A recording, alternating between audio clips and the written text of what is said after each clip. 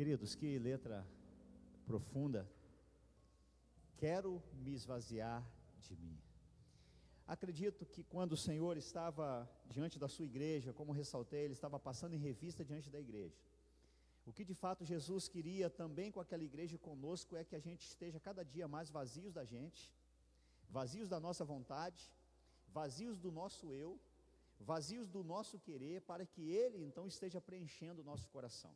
Eu tenho sempre falado que tem uma das leis da física, os irmãos que são estudiosos se lembram disso, os mais fresquinhos aí, adolescentes que estão na escola, tem uma regra que diz que dois corpos não podem ocupar o mesmo lugar no espaço ao mesmo tempo. Não é isso, Denis? Denis aí, né? Sabe disso, os irmãos sabem disso. Quando nós pensamos, irmãos, na nossa vontade, nós não conseguiremos cumprir a nossa vontade e a vontade de Deus simultaneamente, a menos que a vontade que nós estamos fazendo seja do Senhor. Porque não dá para cumprir a nossa vontade sendo uma e a vontade de Deus sendo outra.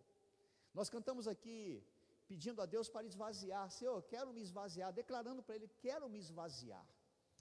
E quando nós nos deparamos com um texto, quero pedir que você permaneça sua Bíblia aberta aí, Apocalipse capítulo 2, eu quero pedir aos irmãos da mídia que sempre têm nos auxiliado, que possa deixar o texto estático ali. A gente vai pensar um pouquinho nessa noite sobre a igreja de Pérgamo. Nós já passamos por Éfeso, Esmirna na semana passada, e nessa noite vamos pensar sobre Pérgamo. Se a gente se lembrar, né, a igreja de Éfeso era aquela igreja que ela caminhava na fé, uma igreja doutrinariamente equilibrada, uma igreja que reconhecia, né, a fé, perseverava na fé em meio às adversidades, trabalhava muito, mas aquela igreja de Éfeso, ela não trabalhava com amor, ela havia deixado para trás o primeiro amor. E o Senhor então lembra aquela igreja, né, como meditamos, olha, volte às primeiras obras, faça com amor, né? Assim nós meditamos. A igreja de Esmirna, uma igreja diferenciada, tinha também os seus pontos altos, né? E aquela igreja foi encontrada então fiel, uma igreja que agradava a Deus, uma igreja que o Senhor passa em revista diante dela e encontra naquela igreja então uma igreja para ser, podemos dizer assim, completamente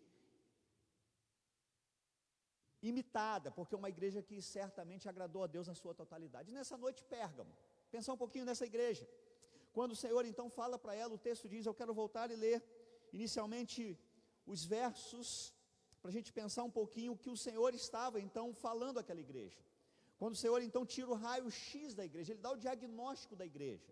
Não é um diagnóstico que carece de revisão. Quando você vai a um médico, por exemplo, e o médico avalia o seu estado clínico, o seu estado, né, físico, ele avalia você através de um exame, ele pensa assim, vamos repetir o exame. Ele vê que deu algo ali, para certificar, ele pede para repetir o exame. Mas irmãos, quando nós estamos sendo avaliados pelo Senhor, Ele dá um diagnóstico preciso. Ele conhece a sua igreja. Essa palavra é para mim. Essa palavra é para ser aplicada no meu coração. Essa palavra é para ser aplicada no seu coração. Nós não apenas estamos estudando uma carta de 2000 anos ou mais, onde ela ficou no passado, onde ela ficou lá atrás, né, um pouco menos de 2000 anos, ela ficou no passado. Não, é uma carta atual, onde da mesma forma que o Senhor olhava para aquela igreja representando o seu povo, Ele também olha para nós. Ele também passa em revista diante de nós. E o Senhor então fala para a igreja de Pérgamo algumas coisas interessantes, que também nos faz olhar para dentro do nosso coração. Diz assim, vou ler apenas versos 12 a 14 inicialmente, diz assim, vou ler como projetado ali, Apocalipse 2, versículos 12 a 14. Versículo 12, inicialmente. Ao anjo da igreja em Pérgamo, escreva, estas são as palavras daquele que tem a espada afiada de 2 gumes. Sei onde você vive, onde está o trono de Satanás.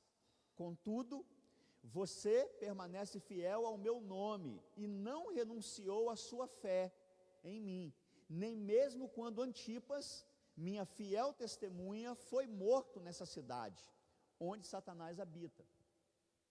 No entanto, tenho contra você algumas coisas. Você tem aí pessoas que se apegam aos ensinos de Balaão, que ensinou Balaque a armar ciladas contra os israelitas, induzindo-os a comer alimentos sacrificados a ídolos e a praticar a imoralidade sexual. Eu quero deixar estático aí, eu quero orar com você mais uma vez. Irmãos, o Senhor conhece o nosso coração e graças a Deus por isso. Ele faz na gente um diagnóstico. Ele olha para nós e Ele quer curar o nosso coração. Ele quer curar a nossa vida, Ele aponta onde nós precisamos melhorar. O Senhor que conhece, Ele nos criou. Eu quero orar com você mais uma vez. Vamos orar? Pai, muito obrigado por essa noite, pela Tua palavra. Agora nós entregamos nas Tuas mãos mais uma vez, Pai, a nossa vida de forma integral. Nós queremos que nessa noite, mais uma vez, o Senhor esteja ministrando ao nosso coração, Pai. Queremos ouvir a Tua voz. Queremos mais uma vez ser tocados por Ti. Não estamos apenas diante da Tua palavra, mas a Tua palavra está sendo aplicada no nosso coração. A Tua palavra está sendo ministrada a nós. Nós somos os recipientes da Tua palavra nessa noite, Pai. Então fale conosco. Que a Tua palavra mais uma vez seja poderosa, Pai, e possa transformar, Pai, nossos pensamentos, possa transformar as nossas ações. Que a Tua palavra de fato possa germinar no nosso coração, como uma semente germina em uma terra fértil. Nós oramos, Pai, agradecidos no nome de Jesus. Amém e amém. Irmãos, essa carta é uma carta endereçada a Pérgamo, mas é uma carta também endereçada a nós. O Senhor também fala comigo e com você, uma carta atual.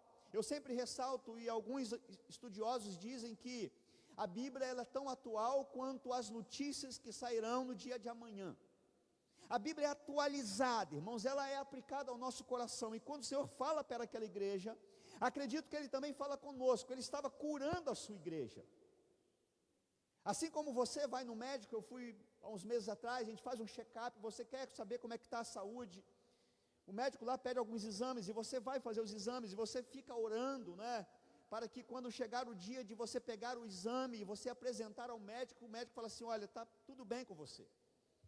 Mas se alguma coisa não sai como você espera, então ele vai te direcionar para um tratamento, para que você possa então tomar algum medicamento, fazer algum tratamento de alguma forma, para que você possa então reaver a sua saúde. Irmãos, espiritualmente, quando nós estamos diante da palavra, é um exame que Deus faz conosco. Ele nos examina. O Senhor Jesus, Ele olha para nós, Ele conhece a nossa vida. E quando Ele olha a igreja de Pérgamo, Ele percebe que aquela igreja, embora uma igreja, como ressaltamos no texto, ela era uma igreja que caminhava em fé, mas ela tinha algumas coisas que Deus fala para ela através do servo. Olha, aqui você tem um ponto para melhorar. Aqui tem algo que você precisa estar atento. E aí, se você é percebido quando você lê, você entende que aquela igreja, havia lá, né, algumas versões vai dizer que havia lá uma escola naquela igreja, mas não era uma escola que ensinava a cultura, mas o Senhor diz que naquela igreja havia uma escola de Satanás, uma escola das trevas, uma escola que estava ali preparando, e o Senhor então vai falar para aquela igreja sobre a importância de todos caminharem na direção do Senhor. A palavra Pérgamo significa casado. Significa que aquela igreja, então, ela tinha um noivo, tinha o seu Senhor, que é o próprio Cristo. Que ela deveria, então, manter-se imaculada, pura. Uma igreja que deveria, então, caminhar na direção do Senhor e com o Senhor. Uma igreja que deveria, então, caminhar na direção com o seu noivo. O que se espera de uma noiva? Vivemos aquele momento, né, os irmãos que vivenciaram aí, como o Diogo e Laila, né, o casamento há tempos atrás. Eu me lembro do Diogo lá, aguardando a Laila entrar, né, o noivo esperando a noiva, aquele momento emocionante, e de repente vem a noiva lá, imaculada, preparada, e aquele momento, né, emocionante ali. Assim também é o Senhor da igreja. Como Pérgamo significa casada, ou casado, não é apenas casado, mas a noiva do Senhor. E o que se espera da noiva do Senhor? Uma igreja santa, imaculada, uma igreja que se apresenta de forma extraordinária, uma igreja pura, incontaminada. Quando olhamos essa história, irmãos, entendemos que o Senhor passa em revista diante da igreja. Ele vê as qualidades, irmãos, é um Senhor que conhece a nossa vida por completo. E aí é interessante, irmãos, quando a gente olha esse texto, né, A gente às vezes pode achar assim, poxa, mas eu não tenho nada de bom. Talvez você não consiga ver nada de bom em você, mas o Senhor sabe das suas qualidades. Ele sabe quem você é, Ele sabe que você é um bom homem, é uma boa mulher, é alguém, não é, que tem suas qualidades, mas Ele também olha para nós, e o olhar do Senhor não é crítico, irmãos. Jesus não é crítico. A palavra aqui, o que tenho contra ti, não é uma crítica, mas é o cuidado do Senhor da igreja com a igreja. Aquele que morreu na cruz para torná-la imaculada, aquele que entregou-se na cruz, ao terceiro dia venceu a morte, para que a igreja então ela mantivesse-se pura, transformada, purificada através do sangue. Só que nós vivemos num sistema corrompido, irmãos. O mundo é mau. O mundo que a gente vive, ele é desafiador. O tempo tem a capacidade de minar a nossa vida, minar a nossa fé, transformar o nosso entendimento, às vezes até de mudar a nossa mente. Não é por acaso que a Bíblia vai dizer que nos últimos dias alguns apostatarão da fé. A Bíblia fala dos apóstatas, daqueles que abandonariam a fé. Por quê? Porque muitos se enveredam pelo mundo, muitos estão encantados com as coisas do mundo e acabam abandonando a essência da fé, do primeiro amor, para então caminharem conforme o curso desse mundo. Essa igreja comprometida, a palavra casado significa comprometido também, uma igreja que tinha um compromisso com o Senhor. Mas o ponto principal de Apocalipse, e principalmente da igreja de Pérgamo, ou para a igreja de Pérgamo, era torná-la atenta quanto à realidade que estava vivendo no meio da igreja. Irmãos, eu falei certa vez, e é verdade, o coração nosso, o meu coração, o seu coração, o nosso coração um dos terrenos mais férteis que existe. Tudo que nós semearmos no coração nasce. Se você semear boas sementes no coração, vai nascer belos frutos. Mas quando eu permito também no meu coração semear, ou quando eu semeio também no meu coração, ou quando eu rego no meu coração também, sementes ruins, automaticamente também os frutos ruins nascerão. E o Senhor sabendo, brigadão querido, e o Senhor sabendo da realidade também daquela igreja de Pérgamo, que estava vivendo em um contexto desafiador, Ele dá um alerta para aquela igreja, para alertar aquela igreja sobre os perigos, os riscos, da mistura do povo de Deus com o engano doutrinário e da imoralidade do mundo. Irmãos, misturar as coisas não agrada a Deus. Uma vida misturada, é por isso que eu me lembro que quando eu era novo crente, eu ainda vim do mundo com aquele linguajar do mundano, lembra? E talvez os irmãos que se converteram também na fase adulta como eu, uma das coisas que nós tivemos que mudar foi a gíria, as palavras, o vocabulário, que antes era o vocabulário mundano, e você vai passando por uma transformação, o processo de santificação, ele vai acontecendo e você vai mudando o seu vocabulário. Por isso que a Bíblia fala que aquele que fazia não faz mais. Mas quando nós vivemos uma nova experiência com Cristo, nós vamos sendo transformados por Ele. Mas precisamos a cada dia ir nos desapegando do mundo, irmãos, porque uma amizade com o mundo significa inimizade com Deus. A igreja de Pérgamo está vivendo uma realidade muito próxima do mundo, a ponto e o autor fala nisso, fala disso, ao ponto da igreja ser ensinada a fazer aquilo que desagradava a Deus. Olha o que diz o versículo em destaque, o versículo 14, olha só. Vamos compreender o que João contemplou aqui, o que o Senhor da igreja, então, passando em revista diante da noiva, consegue visualizar. No entanto, embora você... Volta o versículo anterior, por gentileza, versículo 13.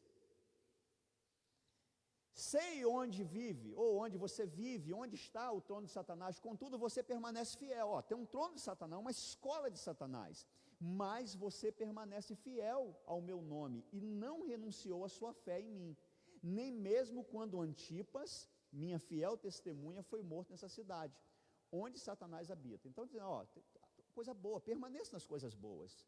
A fé que vocês nutriram em mim, a fé que vocês firmaram em mim, a caminhada que vocês viveram, a permanência em mim, continue assim. Mesmo quando houve algumas perdas, vocês permaneceram fiéis. Mas, o versículo 14, no entanto, tem sempre o contraponto. No entanto, tenho contra vocês algumas coisas, aí 2 pontos. Você tem aí pessoas que se apegam aos ensinos de Balaão. Irmãos, nós que somos cristãos, irmãos, nós temos que saber de onde estão vindo os nossos ensinos.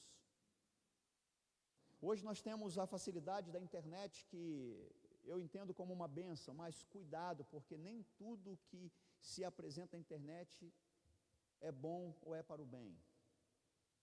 A gente tem que tomar cuidado, porque nem todos os ensinamentos que a gente aprende academicamente falando, que quando você ouve uma informação, uma notícia, até mesmo quando você lê lá um artigo na internet, até mesmo quando se intitula um artigo cristão, você tem que entender, você tem que compreender um pouquinho, peraí, é verdade isso? Isso de fato é a realidade, a interpretação correta da Bíblia? O que o autor está dizendo, o que nós entendemos é que, naquele momento, a igreja então estava caminhando para outros ensinamentos, para outras direções, para que então a escola não era mais a escola pautada na palavra santa, na palavra pura, no Senhor da igreja. E quando eu leio os evangelhos, as cartas paulinas, eu vejo sempre Paulo encorajando os seus filhos na fé, as igrejas, a manterem-se fiéis nas escrituras. Aquilo que eles haviam aprendido, aquilo que você aprendeu de mim, ensina também para outros, para que outros também ensinem a outros homens fiéis. Só que quando nós, irmãos, não preenchemos o nosso coração com as coisas espirituais, Satanás se encarrega de encher o nosso coração com coisas carnais. Nós temos uma necessidade de aprendizado, e se a gente não aprender espiritualmente, a escola carnal vai trabalhar no nosso coração. A escola carnal, ela vai tomar também lugar no nosso coração, irmão. Nós temos que estar com o nosso coração preenchido da palavra. A Bíblia diz que a boca fala daquilo que o coração está cheio. Se nós enchemos nosso coração com as coisas espirituais, então o nosso falar, o nosso proceder, então será um proceder daqueles que agradam a Deus. E aí eu quero entender qual é a questão que o Senhor trata com aquela igreja, falando para aquela igreja sobre a dificuldade, como nós lemos no versículo 14, entretanto tenho algumas coisas contra ti, porque tens aí os que seguem a doutrina de Balaão. E se você entender, o autor vai ser explícito naquilo que ele está dizendo. Olha o que ele declara ainda no verso 14: vocês estão seguindo a doutrina de Balaão, que ensinou a Balaque a fazer os filhos de Israel pecarem. Olha só, irmãos, Balaão então era um infiltrado, para ensinar a fazer aquilo que desagradava a Deus. Era alguém que estava ali com um propósito. Irmãos, no decorrer da história, se você olhar a história bíblica, a história da igreja primitiva até hoje, se você olhar desde o Éden e caminhar por todo o Antigo Testamento, e você migrar para o Novo Testamento, e você estudar o Novo Testamento inteiro, nós vamos entender que Satanás, ao longo da história, na tentativa de minar a comunhão do homem com Deus, através do pecado, muitas vezes Satanás mudou de estratégias. Já teve o tempo da perseguição, teve o tempo onde ele perseguiu severamente a igreja, e não digo que não o faça hoje. Teve o tempo onde ele armou ciladas contra a igreja, mas agora a tática naquele momento era a infiltração. Lembra? Semelhante ao livro de Neemias, quando nós estudamos aqui ano passado, quando Neemias estava avançando na reconstrução dos muros, reconstruindo grandes coisas, e infiltrados ali naquela construção tinha um propósito: minar o coração de Neemias, paralisar a obra, desestimular, tratar ali de armar ciladas, inclusive chamando Neemias para conversar, vamos dialogar, vamos chegar a um consenso. Mas Neemias estava focado. Lembra daquela expressão épica que nós sempre citamos? Eu estou fazendo uma grande obra, por isso não posso descer? Neemias estava tão focado naquilo que ele estava fazendo, ele estava com o coração cheio da missão, desde o momento que ele recebe a notícia do palácio, de como a cidade de Jerusalém estava. Neemias então preenche seu coração, se inclina para orar, para clamar, enche o coração de alegria e propósito, e nada foi capaz de tirar Neemias do foco, porque o coração dele estava cheio daquilo que Deus o havia chamado para fazer. Irmãos, nós temos que encher o nosso coração de forma tão completa daquilo que Deus tem para nós, que o pecado não encontre lugar no nosso coração. Nós temos que estar com o coração tão cheios. Tem um ditado popular que nós sempre citamos, que mente vazia é a oficina do diabo, e acredito que seja uma verdade, embora um ditado popular, porque quando nós estamos vagando na nossa mente, irmãos, sem propósitos, estamos com a nossa mente vazia, né? Nada está te motivando, é um perigo, porque você pode se enveredar por caminhos que não agradem a Deus, e não agradam a Deus. Aquela igreja então estava sendo bombardeada, então Balaão estava levando a igreja, levando alguns, né? E o autor fala que ele foi o estopim que ensinou a Balaque a fazer os filhos de Israel pecar. Olha só, irmão, como é que o pecado entrou ali, como é que o pecado foi nocivo através de Balaão, chegou a Baraque e chegou aos filhos de Israel. Irmãos, vocês acham que, lendo comentários, né, se você ler comentários sérios, os autores vão explicar que o pecado, irmãos, ele é tão sutil. Satanás não aparece diante de você com chifre e tridente, com garfo, te espetando, para você segui-lo ou fazer a vontade dele, não, irmãos. Às vezes, o pecado ele é apresentado como uma coisa mais extraordinária. Lembra do Éden? O pecado é apresentado a Eva, né, como algo extraordinário. Olha, o dia que você comer, você vai ser conhecedora do bem e do mal. O dia que vocês então se deliciarem do fruto do meio do jardim, vocês então vão vibrar com aquilo tudo. Se você se lembrar também, quando Jesus é tentado no deserto, Satanás apresenta, né, para ele, para o Filho de Deus, a glória. Mas Jesus já tinha a glória e abriu mão dela. Talvez Satanás ali naquela questão, olha, está vendo os reinos, Jesus leva no pináculo do templo e mostra, né, os reinos, está vendo os reinos, se você me adorar de forma prostrada, então você vai receber, e Jesus então com a palavra vai repreendê-lo, porque Jesus estava com o coração cheio, fazendo a vontade do Pai. Irmãos, quando nós estamos fazendo a vontade de Deus, o nosso coração, ele não é contaminado. Satanás, ele vai tentar, Satanás, ele vai ficar tentando cirandar, e eu lembro da expressão de Jesus com Pedro, Jesus cuidando de Pedro, cuidando do coração de Pedro, chama aquele homem na beira das águas, contextualizando: Simão, você vai ser um pescador de homens, e começa a trabalhar no coração de Pedro. Mas o que Satanás faz? Continua investindo em Pedro, investindo no coração de Pedro, para que ele pudesse voltar às velhas práticas, para que ele pudesse ser um homem ainda mais cruel, uma pedra ainda sem ser lapidada. Mas Jesus fala para Pedro uma frase que eu gosto muito: Pedro, o diabo quer cirandar com você, ele quer minar o teu coração, ele quer te peneirar como trigo.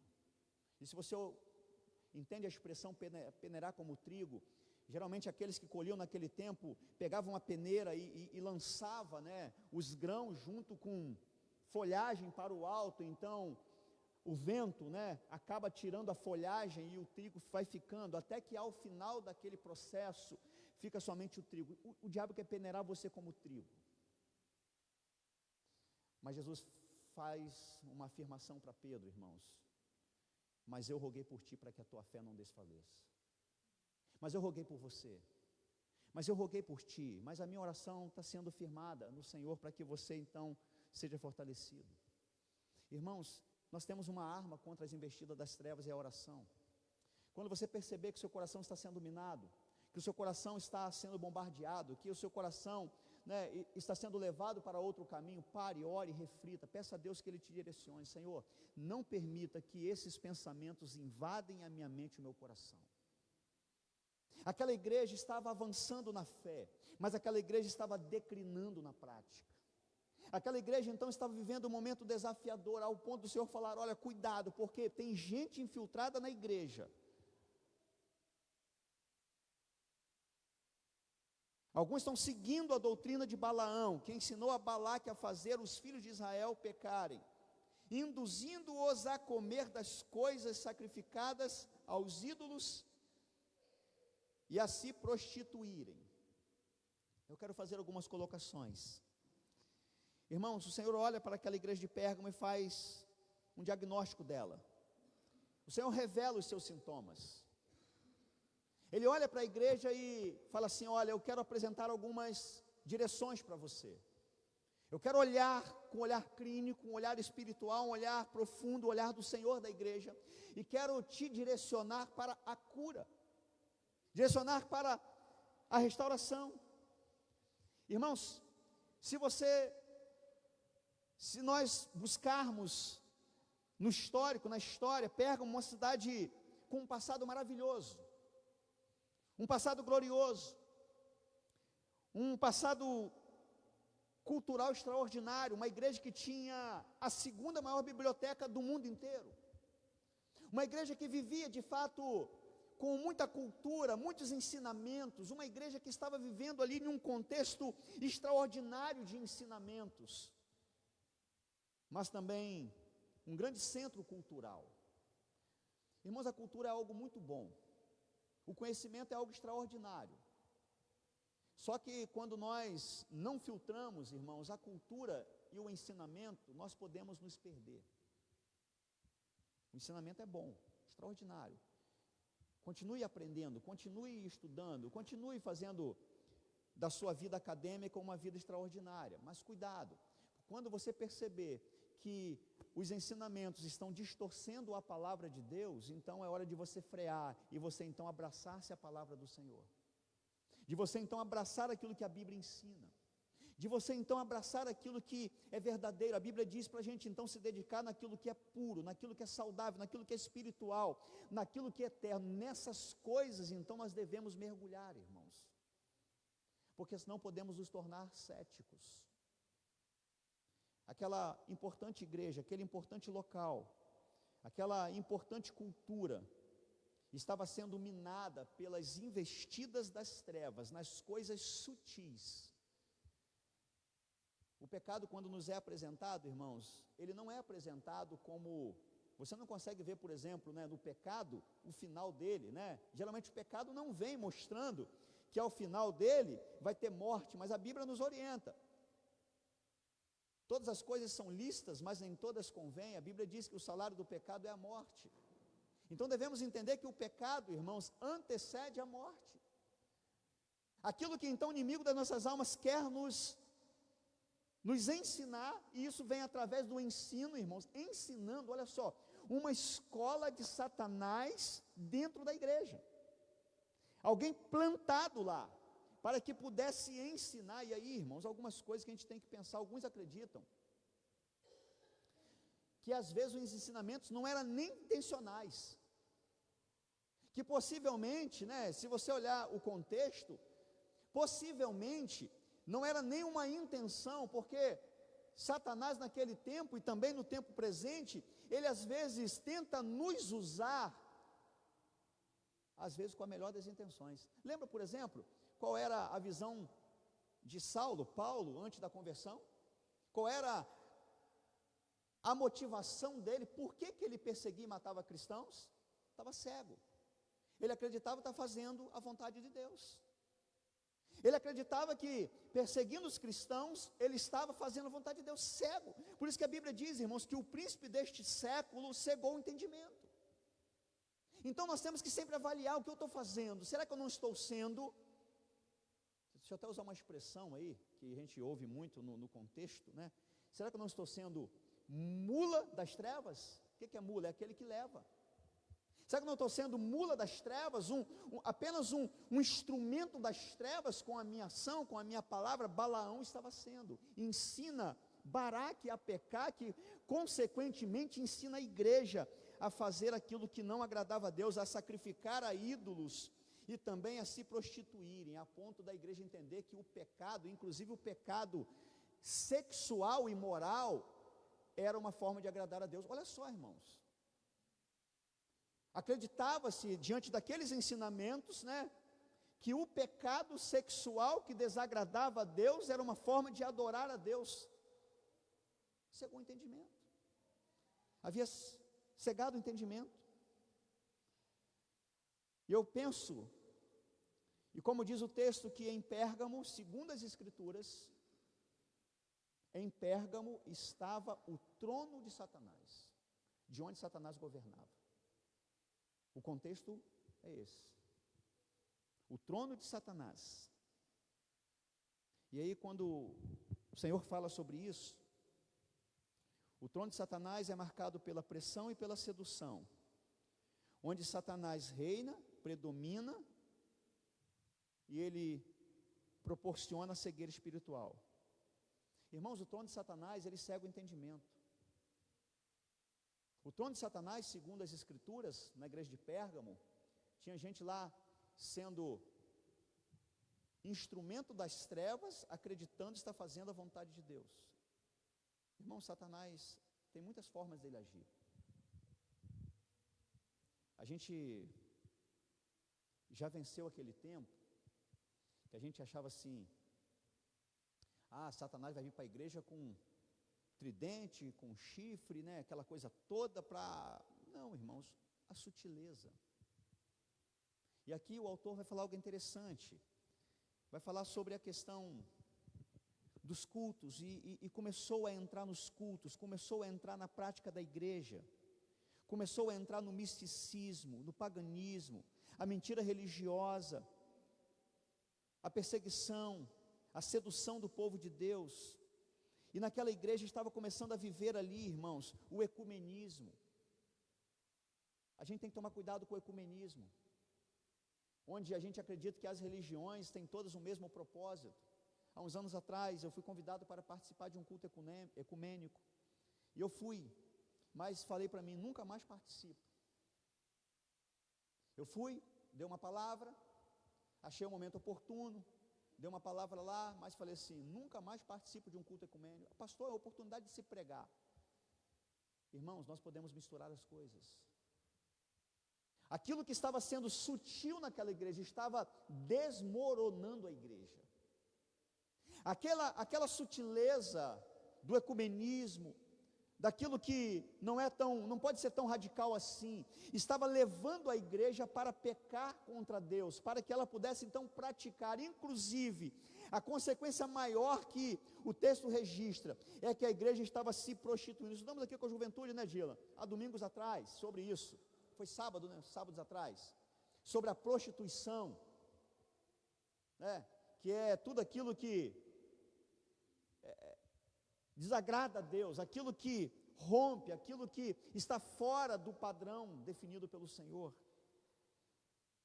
E aí, então a igreja estava caminhando com ídolos, adorando a imagens, mas também vivendo de forma onde se prostituíam. E aí, irmãos, parecia tudo normal. Talvez se perguntasse para a igreja uma autoavaliação: nós estamos bem, Senhor, nós estamos legal. Nós temos uma fé, estamos aí avançando, como o senhor mesmo falou, estamos bem. Essas coisas que estamos fazendo aí, na verdade, faz parte do tempo, nós temos que contextualizar, nós temos que viver essa realidade, não podemos ser tão radicais, mas aquilo estava desagradando a Deus. Irmãos, nós temos que ter um único propósito, não é nem agradar a gente, mas é agradar a Deus. Jesus, quando estava caminhando para a cruz, naquele momento de dor, ele fala uma das frases que nos ensina muito: Pai, se possível for, passe de mim esse cálice, mas se não for, seja feita a tua vontade.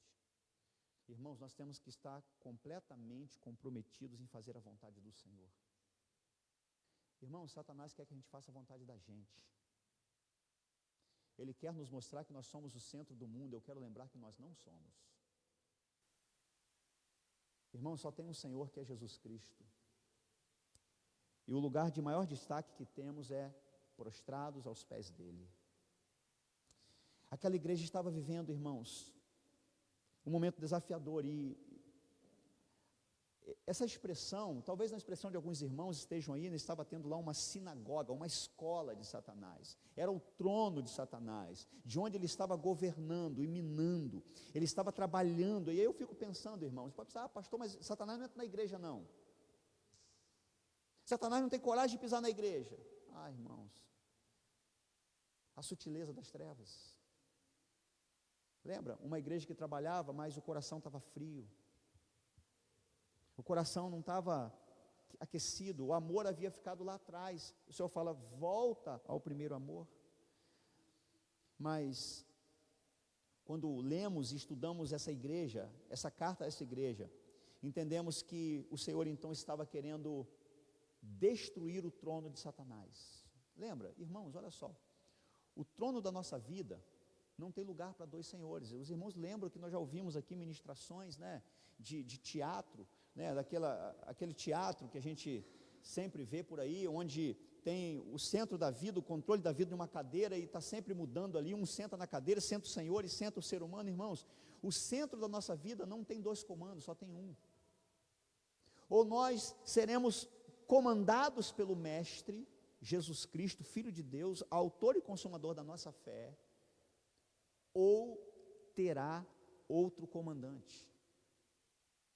Ou nós fazemos, irmãos, a Bíblia fala que só tem duas formas da gente, dois senhores aos quais podemos obedecer. Ou nós obedecemos ao Senhor eterno, que é Jesus, Filho de Deus, ou nós estamos a serviço das trevas. Olha só, irmãos. Ou nós estamos a serviço do Rei Jesus, ou nós estamos a serviço de Satanás. Havia lá uma escola, uma sinagoga, ensinamentos. E quando olhamos essa história, o Senhor não apenas conhece as obras da igreja, mas Ele conhece também as suas tribulações. E quando olhamos, irmãos, naquele tempo, aquela igreja estava buscando a cura através de imagens, e especificamente de serpentes, idolatria. A igreja vivia numa idolatria, porque a sutileza, coisas sutis. Nós pensamos, irmãos, que idolatria é somente pegar uma imagem e se prostrar diante dela. Irmãos, hoje tem tantos ídolos que nós temos que ter muito cuidado. Antigamente, eu me lembro que minha avó está na glória, uma das coisas que a gente teve o privilégio de fazer na casa dela, depois da conversão dela, eu fiz um estudo com ela, eu e Joyce, depois que uma tia minha falece, e meu tio também falece, e ela pediu que a gente estivesse lá com ela, e começamos a fazer um estudo bíblico com ela, e ela se converte, mas na casa dela, lá na sala, tinha a imagem de Iemanjá, São Jorge, outras imagens, e eu nunca falei para ela, até que um dia ela chama a gente para ir lá tirar aquelas imagens de lá. E ela fala assim, você pode tirar? Eu falei, posso, com a permissão da senhora, e tiramos aquelas imagens. E nós às vezes pensamos que idolatria é só se prostrar diante de uma imagem, mas irmãos, Satanás hoje levantou tantos ídolos, que às vezes nós podemos não nos prostrar diante de uma imagem de fato, de barro, de madeira ou de vidro, mas às vezes nos rendemos a ídolos, às vezes espirituais, ídolos que não são nem visíveis, o ídolo do próprio eu, o ídolo da minha autossuficiência, o ídolo da minha própria vontade, o ídolo talvez até dos bens, o ídolo da minha casa, o ídolo do meu carro, o ídolo da minha família, até a família, irmãos, pode ser um ídolo hoje. Pastor, não tem que amar a família? Tem, você tem que amar a sua família de forma grandiosa, só não a ame mais do que o Senhor. A família sua, você tem que amá-la, inclusive como a Bíblia diz, o marido deve amar a mulher como? Como Cristo amou a igreja. A ame, mas Cristo deve ser a sua dedicação maior. Irmãos, eu olho para aquela igreja, e como olho para mim, fico falando, Senhor, como que nós vivemos em um mundo de sutilezas, coisas sutis. Olhamos naquele tempo, a igreja estava rodeada também de uma cidade, como ressaltei, culturalmente falando, uma cidade grandiosa, uma cidade que havia muito conhecimento. E quando olho para a nossa realidade, irmãos, vivemos uma realidade de não cristãos, uma realidade de valores mundanos, uma realidade onde a gente observa hoje também, irmãos, a palavra vitória hoje, ela perdeu a conotação espiritual. A palavra vencedor hoje, ela tem conceitos diferentes, espiritualmente falando. A palavra hoje, ser bem-sucedido, né? Feliz, quando nós lemos Mateus, né, 5, 6 e 7, Jesus começa o maior sermão de todos os tempos, falando sobre a felicidade, a bem-aventurança, ou as bem-aventuranças. Felizes, né, são aqueles que começam a dizer ali, falar qual era o princípio da felicidade, e ele vai falar que a felicidade não é no ter, mas é no ser. A felicidade não é, né, das posses, não é daquele que está exaltado, mas daquele que se apresenta diante do Pai. A felicidade, né, é daquele que chora pelo pecado. Lembra? Bem-aventurados os que choram, porque serão perdoados. Então, quando nós olhamos, irmãos, estamos também mergulhados em conceitos sutis. Satanás quer minar a nossa vida. Conceitos sutis. Às vezes, a gente tem ouvido aquelas expressões, né? Pastor, não podemos ser tão radical. Nós temos que, as coisas são relativas, né? O relativismo. Ah, pastor, isso é coisa do passado, irmãos. É claro que temos que contextualizar a palavra, biblicamente falando, mas não podemos mudar a palavra. Mas naquela igreja, Satanás estava ali, irmãos, minando corações, trabalhando em vidas. E aí eu quero pontuar algumas questões importantes. Cristo vê uma igreja capaz de enfrentar até a morte, por causa do nome de Jesus. Irmãos, uma igreja que vai enfrentar todas as coisas, até a morte. Ele conhece a igreja que é dedicada a Ele, Ele conhece o coração, Ele conhece a nossa vida. Ele jamais vai permitir que sejamos provados, irmãos, da maneira que a gente não possa suportar. Se Ele está permitindo para você uma provação, é porque Ele tem capacidade para te fortalecer, para você vencê-la. Ele conhece a sua força. Ele conhece a força da igreja, Ele conhece a capacidade da igreja. Ele não vai deixar a igreja perecer, irmão, sem que ela consiga resistir. Ele não nos entregaria a uma realidade que a gente não conseguiria suportar. Mas uma coisa que nós já aprendemos com essa igreja, é que aquela igreja então estava se enveredando. Ela estava indo, irmãos, por aquela caminhada, caminhando, né, nos ensinamentos de Balaão, que ensinou a Baraque, que consequentemente ensinou o povo a pecar contra Deus. Isso nós podemos estar atentos e devemos estar atentos para a gente não caminhar nessa direção. E aí ele também observa uma coisa. Ele observa uma igreja que começa a negociar com a verdade. Irmãos, eu costumo dizer uma coisa. Nós temos que respeitar a lei humana, até porque Jesus nos orienta a fazer isso. Nós temos que ser cidadãos e somos cidadãos da sociedade. Então, se tem uma lei social, você tem que ser o cumpridor da lei social. Você tem que ser o cidadão que você paga os seus impostos em dia, que você cumpra aquilo que a sociedade te impõe. Nós estamos numa sociedade que temos que fazer isso. A menos que, o dia que a sociedade então nos colocar uma condição que seja negar a Deus, aí a gente começa então a mudar. Nós caminhamos com a fidelidade às autoridades, né, brasileiras, estaduais e municipais, como a Bíblia nos ensina. Agora, o dia que essa ordem social entrar em confronto com a palavra, irmãos, então vamos ficar com a palavra. E aí, se for necessário que morramos, então que vamos morrer. Mas a igreja começou a flertar com a mentira. Ela começou a abandonar a verdade. Irmãos, isso é um perigo. Quando a gente começa a negociar a verdade. Quando a gente começa a negociar princípios. Eu tenho muita dificuldade, irmãos, com pequenas concessões. Os irmãos que têm filhos aqui sabem. Geralmente, a Adriana, como exemplo aqui, com a irmã Sueli também. A gente deixa o filho ir até ali, né? Ele vai aonde, irmãos? Ele vai até lá. Não é assim? A gente começa a negociar um exemplo. Papai, eu posso ir perto daquela caixa? Aí você fala assim, pode. Você vai olhar, a criança já está na outra, lá no subgrave. Irmãos, nós temos que entender que nós não podemos negociar com a verdade. Cuidado com pequenas concessões. Cuidado quando você começa a fazer algumas concessões, entendendo que é errado, mas não, eu só vou fazer dessa vez, ou só vou fazer. Irmãos, nós não temos o limite. Cuidado com limites, cuidado com limites. a barreira, irmãos, que nos separa da santidade para o pecado, ela é fina demais. Então, quanto mais perto do Pai você estiver, mais longe da barreira fina você vai estar. Aquela igreja, então, começa a negociar com a verdade, começa a negociar com os princípios, começa a negociar com aquilo que Deus havia ordenado para não fazer. Diante daquela realidade, irmãos, Satanás não mais atacava a igreja na perseguição, mas ele usa agora algo extraordinário aos olhos dele, a sedução. Eu gosto muito de uma ilustração interessante que eu ouvi há muitos anos atrás. Conta que os caçadores de ursos polares, aqueles ursos brancos, né, geralmente naquele ambiente gelado, eles geralmente têm um olfato muito apurado, e aqueles ursos, então, eles caçavam suas presas.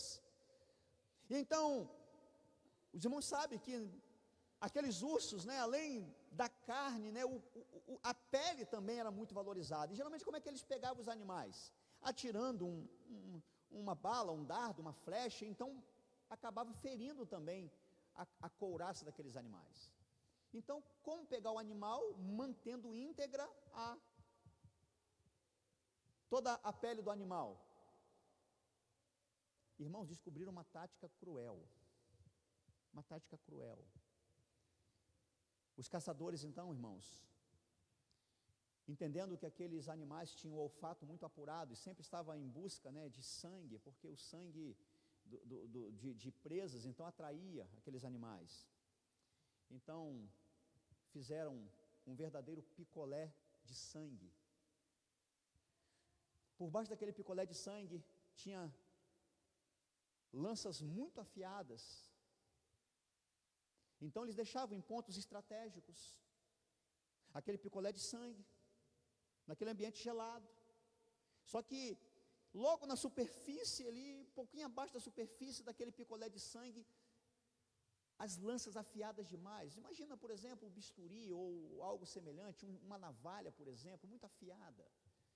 Então os ursos, atraídos pelo odor de sangue de algum animal, iam caminhando para aquela armadilha, e eles, sentindo o odor, o cheiro do sangue, começavam a lamber aquele picolé de sangue. E quando eles lambiam o picolé de sangue, a língua começava a adormecer. Já viu? Já pegou um picolé que começa a chupar? Como é que fica a sua língua? Adormecida. Então aqueles animais continuavam lambendo aquele picolé de sangue, só que eles não conseguiam mensurar que daqui a pouco eles não mais estavam lambendo o sangue da presa que ele achava ser, mas o seu próprio sangue, porque cortava a sua língua, eles continuavam lambendo, até que eles morriam esvaídos ali. Os predadores então pegavam inteiro. Irmãos,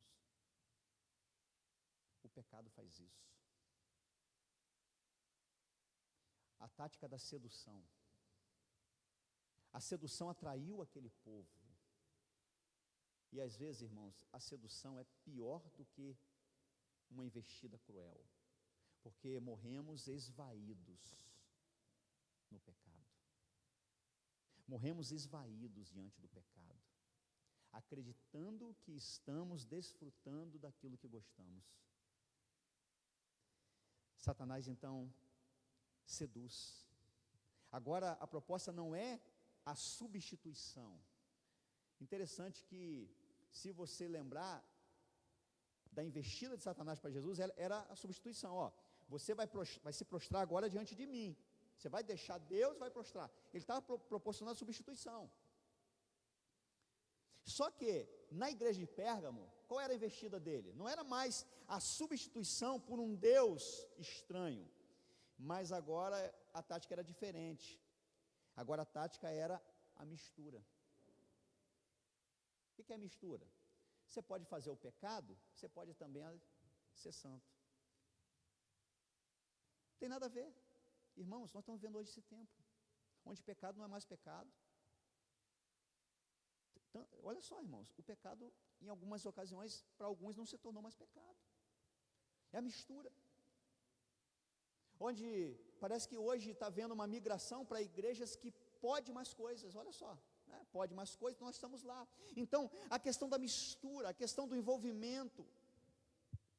Agora não era mais a apostasia aberta, mas o ecumenismo, né? Aquela questão onde você está ali no meio evangélico, né? E por isso que a gente hoje tem ouvido muita gente dizer que é evangélico, mas a vida não mudou nada. Evangélico, mas continua fazendo as mesmas coisas do passado, irmãos. Não houve conversão, não houve aquela mudança, né, dos 180 graus. Você caminha para o pecado e você está pecando, e quando você se converte, você faz uns 180 graus, você muda a direção, e você agora começa a viver na vida de santidade. Isso é conversão. Mas agora o que está sendo proposto é que não precisa ser tão radical assim. Irmãos, tem igreja que hoje você pode beber, pode fumar, os jovens podem fornicar. Olha só, irmãos, como é que eles estão vivendo, como é que é a mistura, como é que, né, o ecumenismo, a questão do que, né, temos que ser relativos, o relativismo tem assolado, e não é hoje, também na igreja de Pérgamo era uma realidade dolorosa. O Senhor aponta para a realidade: olha, cuidado com aquilo que me desagrada, cuidado com aquilo que não vai erguer um altar para mim. Alguns membros da igreja, diz a história, alguns estudiosos, que eles começaram a abrir mão e abrir a guarda e a ceder diante da sedução e do engano religioso. Havia aqueles que permaneciam fiéis, enquanto outros se desviavam da verdade, na mesma congregação. Aqueles que estavam de pé orando, né, através da oração clamando, e aqueles que estavam na gangorra da fé, cima, baixo, cima, baixo, cima, baixo. Mas aí eu quero finalizar com aquilo que o Senhor então orienta a igreja. Ele orienta a igreja a não ceder à pressão do mundo. Irmãos, o histórico, eu vou ler aqui, a palavra não, o texto não é meu. O texto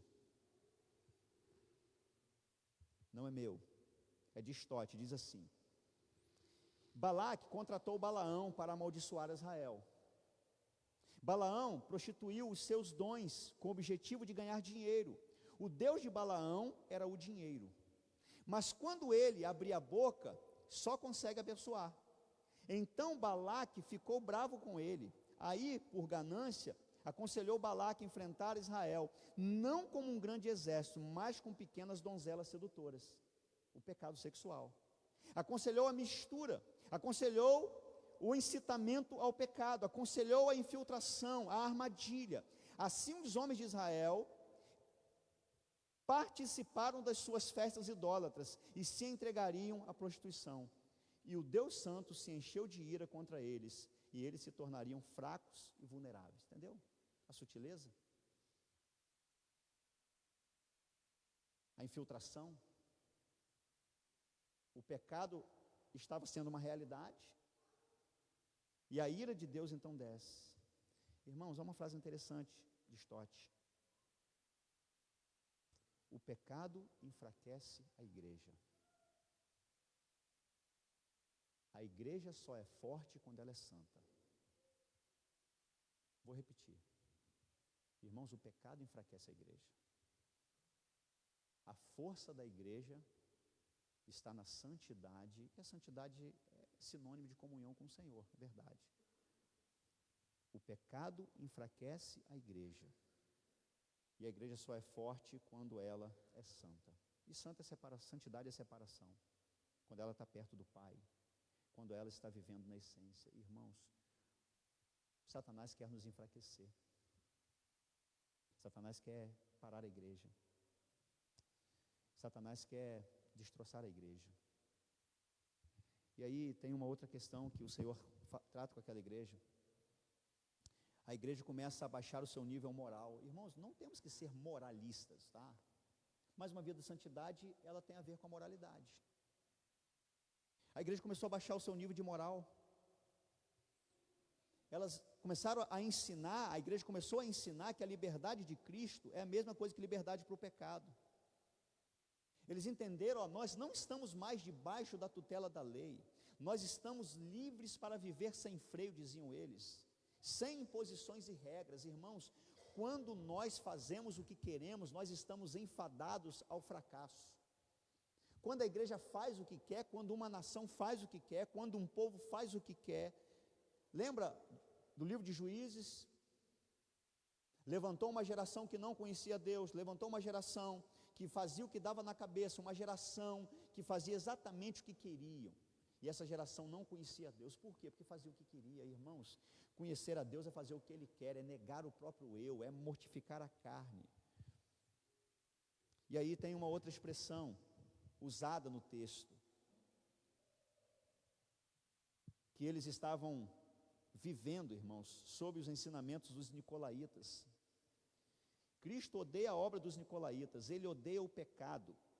O que era odiado em Éfeso, uma igreja que vivia na santidade, na doutrina, o que Éfeso abominava, o que Éfeso não fazia, Pérgamo tolerava, era normal, vivia na realidade.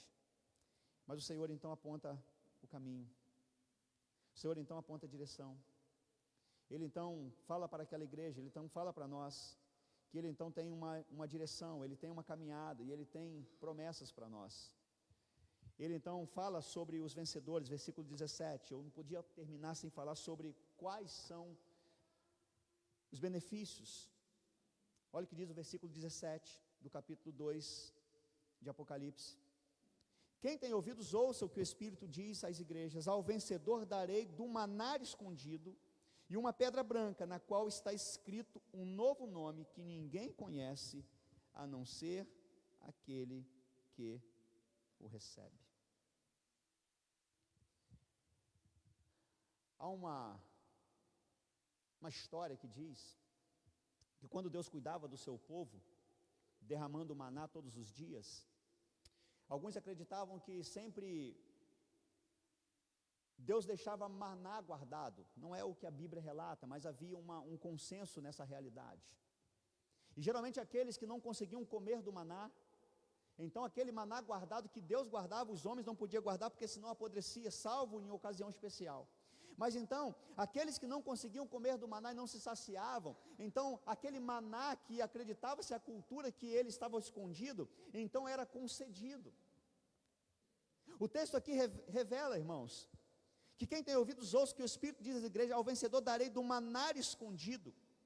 Aquele que vai receber do melhor do Senhor, aquele que vai receber do pão da vida, aquele que vai beber da água da vida, aquele que vai desfrutar das coisas maravilhosas, irmãos, que Deus preparou. Irmãos, a caminhada de fé, ela tem as suas adversidades, tem as suas dificuldades, as suas aflições, mas aqueles que se manterem fiéis, então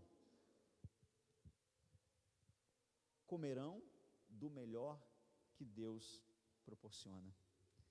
Irmãos, tem uma história, eu concluo com ela, ficou conhecida como o prêmio do marshmallow. Fizeram uma pesquisa real, isso é uma história real.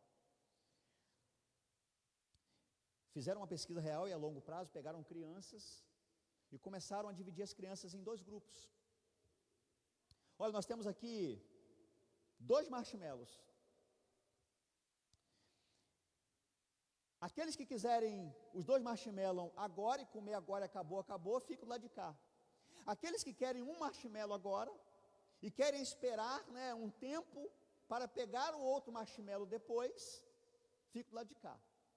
Estudaram com aquelas crianças. Um grupo ficou do lado dos 2 marshmallows agora, um grupo ficou do lado de um marshmallow agora e um depois. Ou seja, aquele grupo se dividiu e os pesquisadores estudaram aquelas crianças, a sua adolescência, a sua juventude e a sua fase adulta.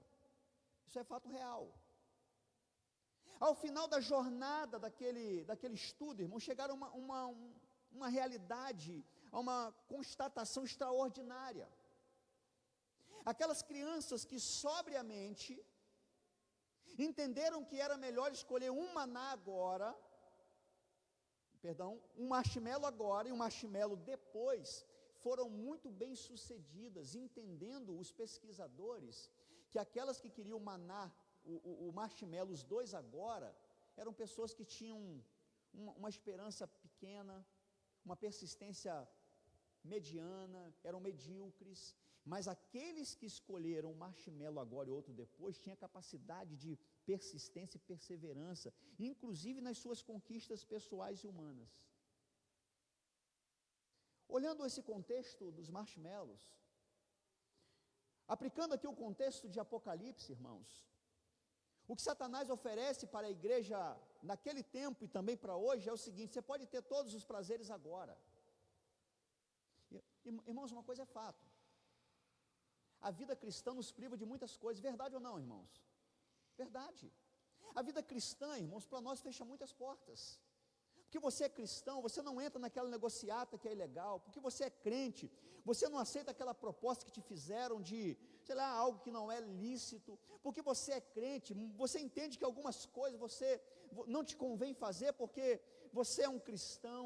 É uma realidade, irmãos. A vida cristã, ela nos priva de muitas coisas,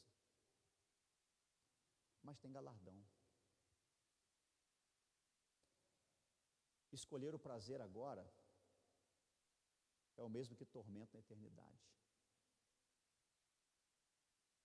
Escolher a obediência agora é o mesmo que paz na eternidade.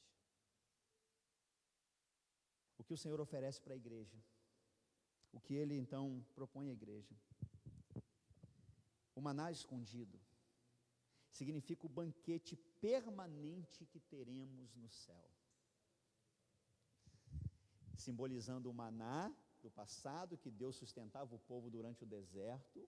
Ninguém sabia onde estava, ele vinha do céu, mas simboliza, irmãos, o banquete permanente na eternidade. Aqueles que dizem não agora para o pecado, receberão o maná escondido na eternidade. Aqueles que dizem não agora ao banquete do rei, como servo do passado, não quis se deliciar com os manjares do rei, mas ele preferiu a dieta espiritual, ele preferiu a obediência a Deus, ele preferiu a não se curvar diante da idolatria, mas se render diante de Deus, irmãos. Ele então recebe o maná celestial. O maná era o pão de Jeová, como está em Êxodo 16:15. O cereal do céu, como diz Salmo 78:24. Maná é alimento celestial. Maná é aquilo que Deus promete àqueles que continuarão caminhando com Ele. É aqueles que não estão se rendendo aos banquetes pagãos, irmãos. Olha só, quando eu falo banquete, não falo somente de comida não, gente. Tem muitos banquetes que Satanás tem armado para a gente. Lembra que a Bíblia diz que a gente não pode estar na roda dos escarnecedores? Irmão, a gente pensa que o banquete, né, o banquete do mundo pagão, pastor, eu não como comida idólatra, eu não como doce de São Cosme, não é isso que eu estou falando somente não, irmãos. Às vezes, você purifica da comida, né, que entra pela boca, mas a Bíblia diz que o que contamina o homem é o que muitas vezes? É o que sai da boca. Às vezes, irmãos, Satanás coloca para a gente um banquete de palavras, um banquete de maledicência, um banquete de fofoca, um banquete da língua, um banquete dos olhos. Irmãos, tem banquetes aí, tem banquetes diversos. Todos os dias quando você acorda, Satanás, ele tem uma agenda com você. Eu quero hoje tentar meu irmão lá do Santa Rosa, o pastor Carlos William, o Dylan, a Sueli, ele tem para a gente um banquete, ele bota para a gente banquetes todos os dias. E ele todo dia trabalha para que a gente caia no banquete. Mas a Bíblia diz, irmãos, que aos vencedores receberão o maná escondido, o banquete espiritual. Aqueles que comem os banquetes pagãos não participará da celebração no céu. Mas nós participaremos, irmãos, porque Jesus é o pão da vida. Mas ele fala em último lugar, penúltimo lugar: aos vencedores receberão uma pedrinha branca, ou uma pedra branca em algumas versões. Geralmente nos tribunais, irmãos, as pedras simbolizavam o decreto, o juízo, simbolizavam a condenação ou a absorção. E geralmente quando você olha a história, né, e o Senhor sempre tem uma simbologia. Aqueles que caminharão com o Senhor, irmãos, são declarados justos diante dele, ou justificados diante dele, inocentes, sem culpa diante do trono de Deus.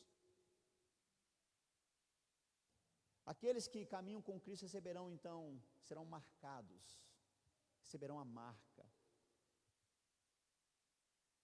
a pedra branca, da inocência, da justiça de Deus.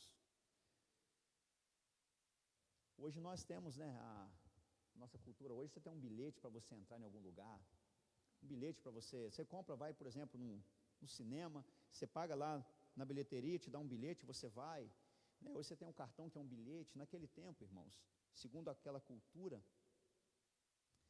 a pedra era usada como bilhete na entrada nos festivais públicos. A pedra era hoje o cartão de entrada, Hoje a gente vai em uma festa de casamento, você tem que confirmar a presença, e na hora de você chegar lá, tem o seu nome, você tem ainda aquele convite individual, que você tem que indicar na porta, como você foi convidado de fato. Naquela cultura, a pedra era o passaporte para entrar em celebrações. E quando o Senhor fala aqui, trazendo a alusão, para que aquele povo pudesse entender, dizendo, olha, aquele que continuar fiel vai receber a pedra branca de acesso à eternidade. É o símbolo da admissão no céu. É a confirmação do passaporte para as bodas do Cordeiro. Irmãos, e aqui, falando em festa, quem não viver a festa do mundo, vai viver na festa do céu. Quem não comer do banquete do mundo, vai participar do banquete do céu. E aí, finalmente, ele fala que os vencedores receberão um novo nome. E aí a gente entende, o maná escondido, finalizando, é Cristo. O novo nome é Cristo. Irmãos, hoje eu conversava, no gabinete, atendendo uma irmã, e falava para ela sobre isso. A gente, quando começa a refletir na Bíblia, poxa, Deus colocou o homem no Éden, e o homem, então, ele estava sujeito ao pecado, então Deus já colocou o homem para pecar. Eu falei, não, meu irmão, Deus não colocou o homem para pecar. Deus capacitou o homem com o livre-arbítrio. Deus capacitou o homem com a necessidade de escolha. E eu falei assim para ela, minha irmã, gostaria que seus filhos a amassem por obrigação? Ela, claro que não. Eu falei, Deus também não. Porque o amor não pode ser exigido, irmãos. A obediência não pode ser exigida. Quando olho essa história, eu vejo um Deus, irmãos, que quer que nós o adoremos por livre e espontânea vontade. Mas as nossas decisões, elas têm grande peso na eternidade. Isso não se trata de um Deus cruel que vai lançar o homem no inferno, até porque o inferno não foi criado para o homem.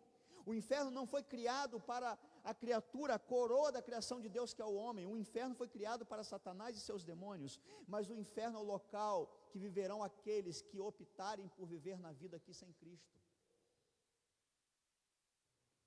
E aí eu finalizo.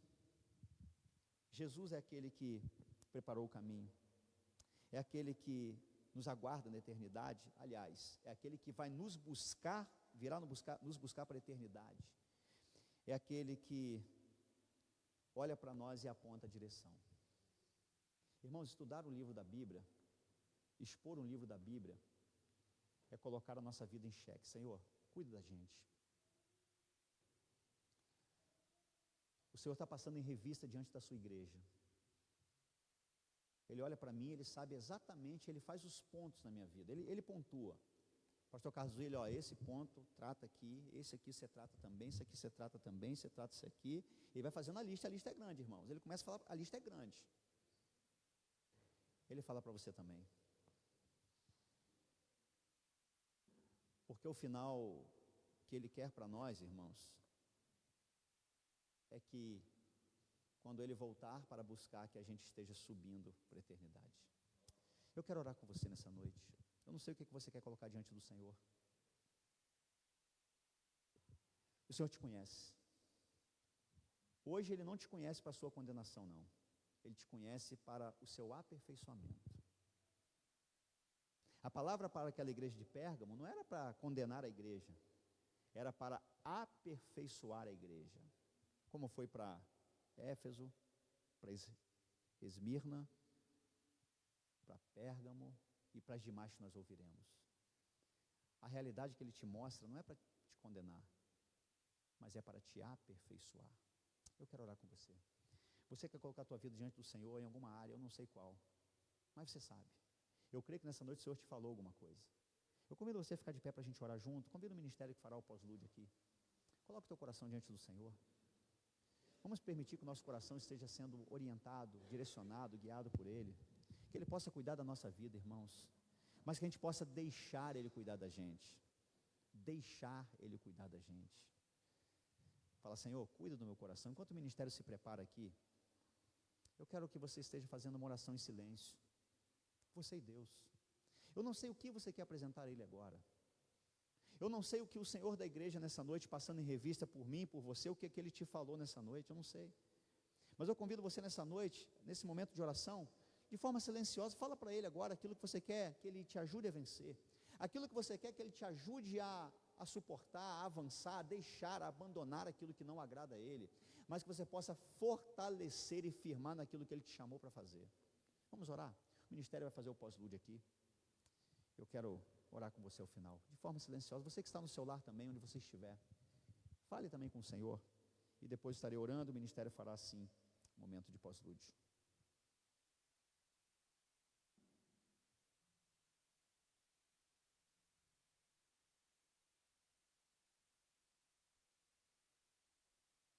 Senhor, nós entregamos ao Senhor nosso coração. O Senhor que conhece as nossas vidas, o Senhor conhece cada um de nós que estamos aqui. Assim como o Senhor passa em revista diante da tua igreja, Pai, o Senhor também nessa noite passa em revista diante de nós. Pai, nós queremos também receber a pedrinha branca. Nós queremos também, Pai, continuar fiéis até a morte. Nós queremos também, Pai, o maná escondido. Nós queremos, Pai, tudo aquilo que Jesus conquistou na cruz, Pai, que é direito nosso, que é a herança que Ele nos deixou, Pai, mas para essa caminhada precisamos da renúncia, precisamos dizer não aos banquetes, precisamos dizer não ao eu, precisamos mortificar a nossa carne, precisamos, Pai, renunciar aquilo que nos afasta do Senhor, para que diante de Ti, Pai, nós estejamos com os nossos corações puros. Pai, abençoe a Tua igreja, fale ao nosso coração a cada dia, leva-nos de volta aos nossos lares, pois nós oramos no nome de Jesus. Amém e amém. Que Deus te dê uma semana, um continuar de semana abençoado.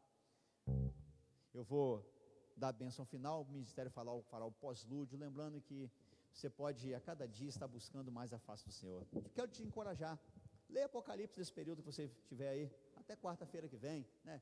O livro de Apocalipse, ele não é tão grande assim, poucos capítulos, leia lá Apocalipse, peça que Deus fale com você, avance aí nessa leitura, para que você possa a cada dia, nessa semana, desfrutar das bênçãos que tem preparadas, para aqueles que se mantiverem fiéis ao Senhor, e que a graça do nosso Senhor e Salvador Jesus Cristo, e o amor de Deus Pai, e as doces consolações do Espírito Santo, seja sobre todos nesta noite, no decorrer dos dias e para todos sempre. E o povo de Deus cheio de fé diz: amém. Amém. Faz assim para mim, faz. Tchau, um abraço, pós-luto será ministrado.